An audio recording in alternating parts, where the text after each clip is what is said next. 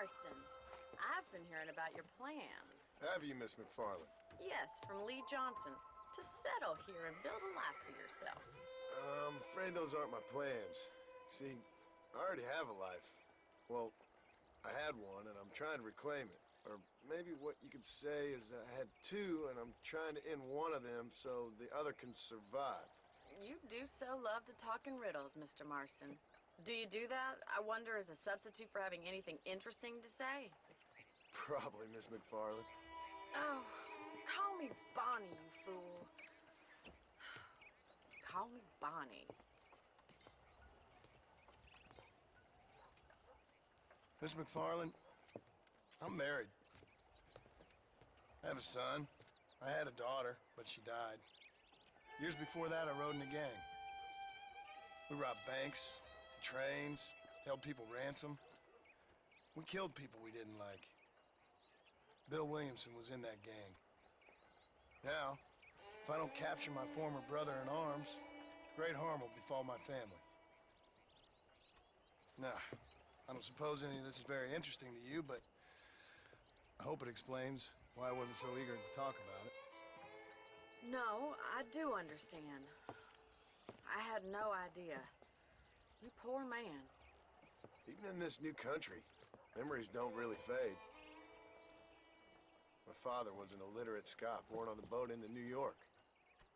He never saw his homeland, but to hear him talk about it, you'd imagine he only ever ate haggis and wore a kilt. And he hated the English for what they had done to his great-grandparents that he'd never met. People don't forget. Nothing gets forgiven. That's true. Especially when it comes to money. And you know, even now, after all his labors, my father's debts are still terrible. I worry every day about us losing the ranch. It would kill him. My father died when I was 8 years old.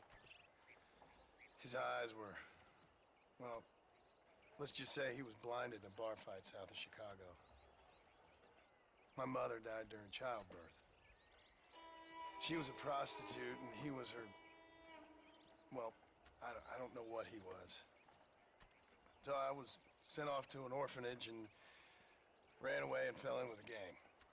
My word. What a difficult life you've lived. The leader of the gang taught me how to read, taught me how to see all that was good in the world. He was a great man in a way. But you killed people. Sure. And I've suffered for it. And that's the life I left, or tried to leave. Said too much, Bonnie. I'm an uneducated killer, sent here to do all I can do well. Kill a man in cold blood so that another man may do his part to cut crime in an area, and a rich man can be elected governor on the back of these promises. Civilization is a truly beautiful thing, Mr. Marston. Listen, can you help me? Well, I can try. What do you need, money? No, nothing so complicated. I need an extra hand to take out the herd to pasture. Sure. Point me in the right direction.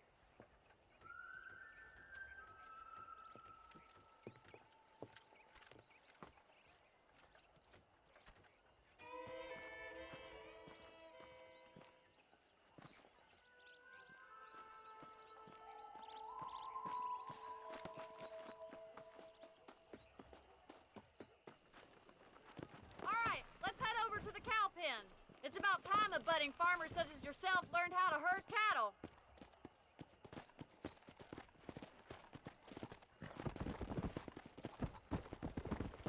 Thank you for telling me all that back there. It must have been hard for you. I hope you understand now why I've been playing my cards somewhat close to my chest. I didn't know you had a wife and child. Then again, I don't think I ever asked. They're lucky to have a man like you. I ain't so sure about that, but thank you. Good to see you, Whoa Mr. there. Carlin. Whoa! Go!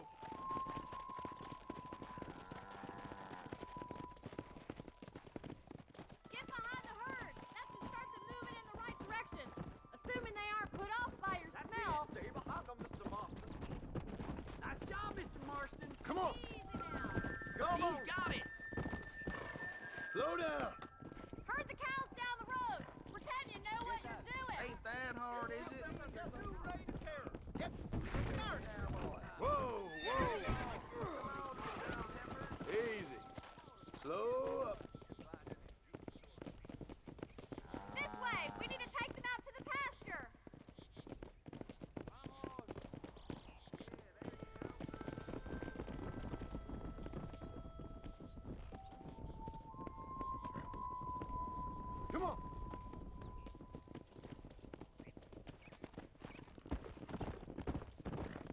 on, easy up now.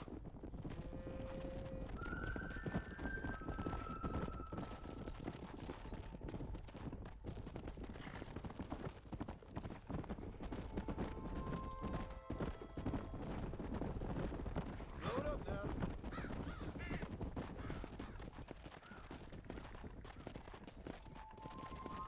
Yeah. He's just showing off now. Whoa. Keep going, Mr. Marston.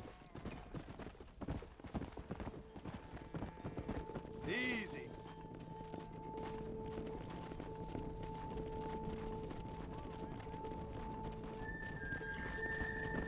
Keep sweeping behind them. That way they'll stay together. Barney's gonna love this. Hey. You're doing great. Nail it Mark. down. Stay with him. Keep that herd together now. Come on. Get a move on.